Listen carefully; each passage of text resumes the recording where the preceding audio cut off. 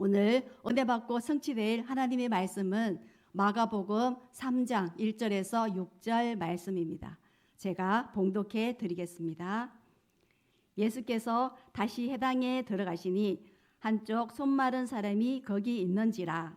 사람들이 예수를 고발하려 하여 안식일에 그 사람을 고치시는가 주시하고 있거늘 예수께서 손 마른 사람에게 이르시되 한가운데에 일어서라 하시고 그들에게 이르시되 안식일에 선을 행하는 것과 악을 행하는 것, 생명을 구하는 것과 죽이는 것 어느 것이 옳으냐 하시니 그들이 잠잠하거늘 그들의 마음이 완악함을 탄식하사 노하심으로 그들을 둘러보시고 그 사람에게 이르시되 네 손을 내밀라 하시니 내밀매 그 손이 회복되었더라. 바리새인들이 나가서 곧 헤롯 왕과 함께 어떻게 하여 예수를 죽일까 의논하니라. 아멘. 오늘 말씀 제목은 예수님의 노하심입니다. 이번 주 말씀으로 매이지 않는 복음이라는 말씀을 주셨습니다. 우리가 인생을 살면서 가장 많이 실수하는 것이 눈앞의 환경과 자신의 모습을 보고 속는 것입니다. 거기에 매여버리는 것입니다. 매인다의 문자적 뜻은 어떤 책임을 지게 되거나 임무를 맡는 것을 말합니다. 하나님의 말씀은 결코 매이지 않습니다. 복음은 결코 매이지 않음을 믿으시기 바랍니다. 하나님의 말씀의 핵심이 복음이고 복음은 예수 그리스도입니다. 고난 가운데 있다면 예수 그리스도 바라보시기 바랍니다. 예수 그리스도의 부활이 있기 때문에 우리의 삶이 진정한 가치가 있는 것이고 산 소망을 가지고 살 수 있는 것입니다. 예수 그리스도께서 죽은 자 가운데서 다시 살아나사 잠자는 자들의 첫 열매가 되셨습니다. 참 소망을 가지고 최고의 가치를 가진 자로서 살아가는 것이 복음을 가진 복음의 사람입니다. 나의 수준을 뛰어넘어 하나님의 일을 사실적으로 감당하기 위해 어떤 일에도 매이지 마시기 바랍니다. 본문으로 돌아와서 마가복음의 저자인 마가 요한은 예루살렘에서 상당한 부와 지위를 가진 마리아의 아들이며 바나바의 조카입니다. 그는 바울의 1차 전도 여행에서 바나바와 함께 바울을 동행할 수 있는 특권을 누렸지만 중간에 돌아왔습니다. 2차 전도 여행 때 바나바는 조카 마가를 데리고 가자고 하고 바울은 1차 전도 여행 때 돌아간 일로 데리고 갈 수 없다 하여 바울과 바나바는 심히 다투었습니다. 그래서 바나바는 조카 마가와 함께 배 타고 구브로로 갔습니다. 그러나 그의 12여 년이 지난 뒤에 마가는 바울과 함께 있었고 바울이 순교하기 직전에 바울의 요청으로 다시 만나게 되었습니다. 마가는 한 번의 실수를 이기고 다시 새로운 삶을 살았습니다. 우리의 모든 만남이 시작과 과정도 중요하지만 끝이 아름다워야 합니다. 오늘 말씀 제목이 예수님의 노하심입니다. 사랑과 공의의 대명사인 하나님께서 무슨 일로 노하셨는지 알아보고 우리는 예수님을 노하게 하는 삶이 아니라 예수님의 기쁨이 되는 사랑하는 예언의 가족들 다 되시기 바랍니다. 첫 번째, 예수님의 노하심입니다. 본문에 예수님께서 안식일 날 해당에서 손 마른 사람을 고치신 내용입니다. 예수님께서 해당에 들어가시니 손 마른 사람이 있었습니다. 이 사람의 신체의 장애가 선천적인 장애라기보다는 후천적인 것으로 어떤 질병이나 사고로 인해 근육이 마비되고 손이 말라버려 활동력이 완전히 상실된 상태입니다. 바리새인들은 안식일에 예수님이 그 사람을 고치는지 주시하고 있었습니다. 주시하다의 뜻은 지켜보다, 엿보다라는 뜻으로 예수님에 대한 고속거리를 찾기 위해 계속적으로 예수님 주변에 머물면서 저기에 찬 눈으로 면밀히 바라보고 있었음을 암시합니다. 3절입니다. 예수께서 손 마른 사람에게 이르시되 한가운데에 일어서라 하시고 아멘. 예수님께서 손 마른 사람에게 한가운데에 일어서라고 하셨습니다. 예수님께서는 안식일의 참 의미를 모든 사람들에게 깨우치기 위한 것이었습니다. 안식일은 천지를 창조하신 하나님의 권능에 찬 창조 사역을 기리고 참 평안과 안식을 누리는 거룩한 날입니다.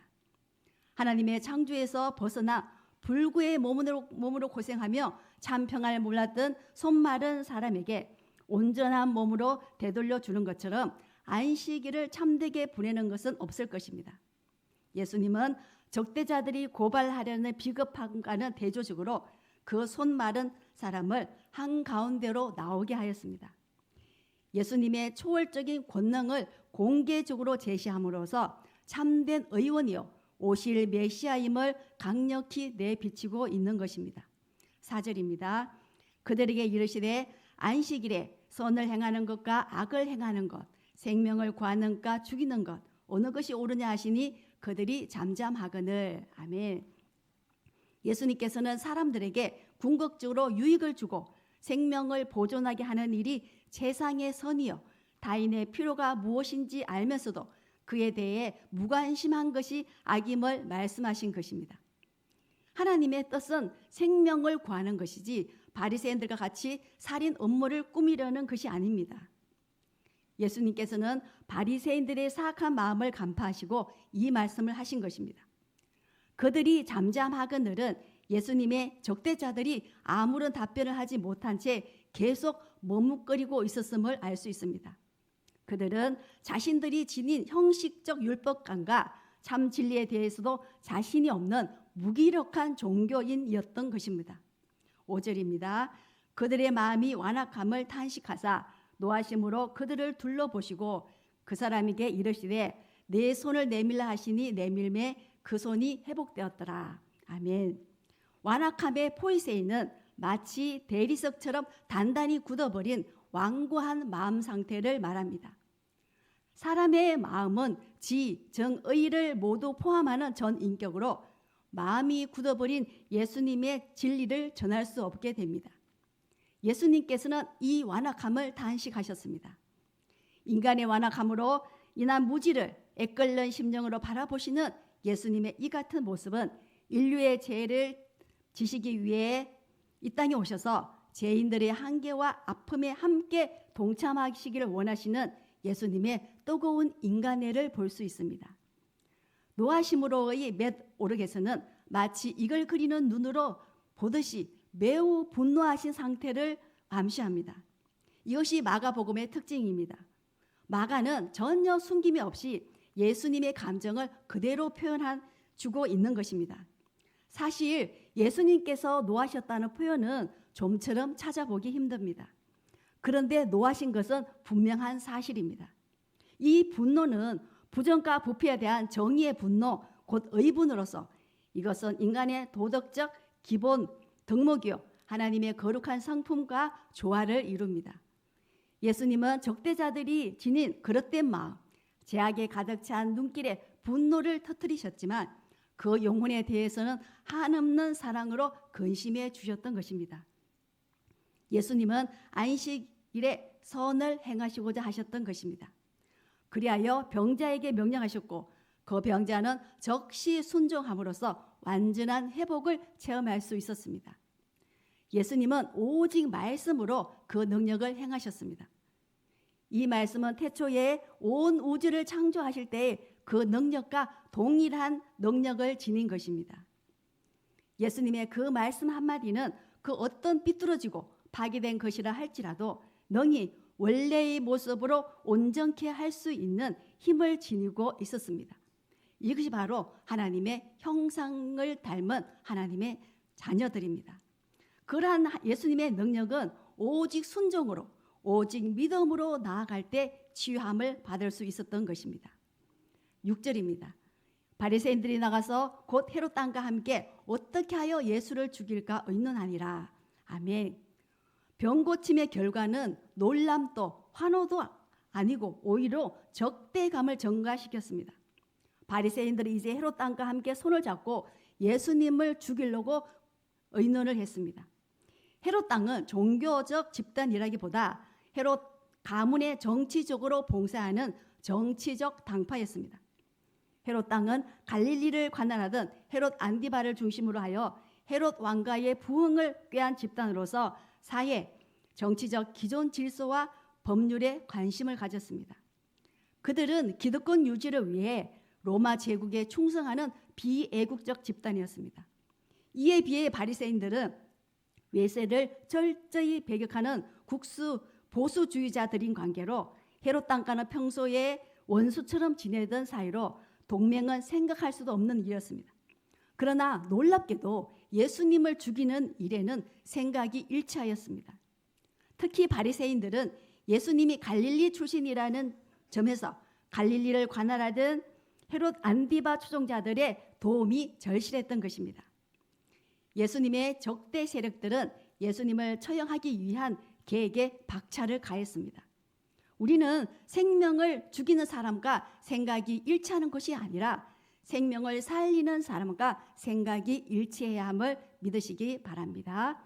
두 번째, 상을 엎으신 예수님입니다. 예수님의 노하심이 요한복음 2장에도 기록되어 있습니다. 요한복음 2장 15절입니다. 노끈으로 채찍을 만드사 양이나 소를 다 성전에서 내쫓으시고 돈 바꾸는 사람들의 돈을 쏟으시며 상을 엎으시고. 아멘. 유대인의 유월절이 가까워 예수님은 예루살렘으로 가셨습니다. 이 뜰은 성전 광장 내여 이방인의 뜰을 의미합니다. 희생 제물용 가축은 구약 시대부터 소와 양과 염소와 비둘기 중 결함이 없고 정결한 1년생으로 국한되었으며 이방이나 먼 지역에서 온 사람들은 돈을 가져와서 희생 예물을 사서 바쳤습니다. 희생 짐승 거래는 대제사장이 주관하였으므로 이로 인해 막대한 수입을 올릴 수 있었습니다. 유대인이나 개종한 이방인이 성소에 반세겔의 속전으로 교환하여 바쳐야 했으므로 절기 때면 환전상들이 성전 광장으로 몰려들었습니다. 특히 환전에 대한 것은 사내들인 공의회에서 관정했으므로 이들은 막대한 수입을 올릴 수 있었습니다. 노끈으로 채찍을 만드사는 예수님의 거룩한 분노를 말합니다. 성전을 이윤 추구의 장소로 삼는 당시의 상황에서는 사랑이나 설득이 아니라 부패성과 완악함을 되돌리기 힘들다고 예수님은 판단하셨기 때문입니다. 구약시대부터 채찍질은 형벌과 하나님의 심판을 의미합니다. 예수님께서 채찍을 만드신 것은 메시아로서 하나님의 성전을 정결케 하기 위한 행위이며 성전을 더럽히는 자들에게 대한 징계를 나타내고 있는 것입니다. 형식과 이선에 빠진 당시 성전 제사와 유대교 전체의 병폐에 대한 단호한 징계를 예수님께서 보여주신 것입니다. 예수님은 양과 소를 다 성전에서 내쫓으셨습니다.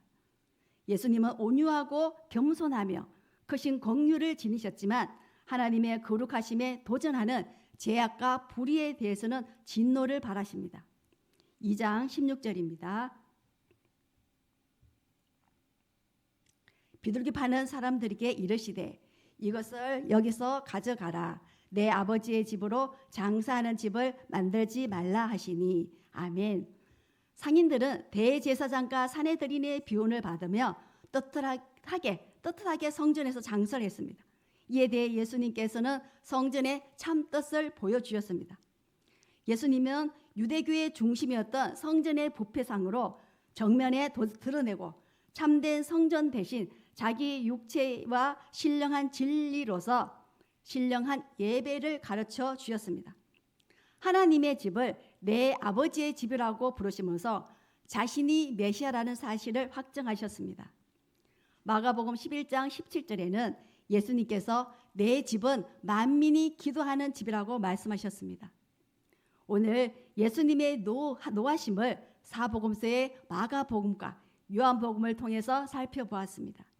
우리는 예수님을 노하게 하는 삶이 아니라 잠언 15장 13절 말씀처럼 하나님의 마음을 시원케 하는 하나님의 기쁨이 되는 우리 사랑하는 예원의 가족들 다 되시기 바랍니다. 결론입니다. 지난 금요 예배 때 담임 목사님께서 하나님의 새 은혜라는 말씀을 주셨습니다. 우상은 하나님보다 더 사랑하는 것이 우상입니다. 우상에는 무형 우상과 유형 우상이 있습니다. 형상이라는 뜻의 헬라어 에이도스에서 파생된 에이돌론이 우상, 거짓신을 가리키는 단어이며 이 단어가 영어의 아이돌의 어원입니다. 하나님은 질투하시는 하나님이십니다. 그 어떤 형상이든 사람이든 하나님보다 더 사랑해서는 안 됩니다. 하나님의 새 은혜는 살리는 것입니다. 복음적 신앙생활로 이전의 잘못을 최고의 보약으로 삼는 것이 중요합니다. 우리의 마음이 완악해서는 안 됩니다.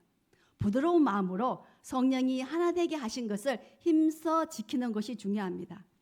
우리의 양심이 성경적 양심일 때 그 어떤 문제와 어려움 앞에서도 흔들리지 않습니다. 하나님의 새 은혜가 예배 때마다 임하여 생명 살리는 일에 귀하게 쓰임받는 우리 사랑하는 예원의 가족들 다 되시기 바랍니다.